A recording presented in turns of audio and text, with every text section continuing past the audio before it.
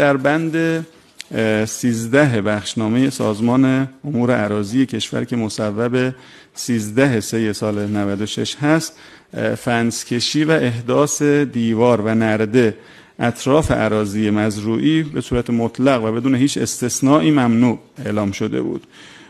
این معناش این بود که هیچ کشاورزی نمیتونه دور زمین خودش رو حصار بکشه.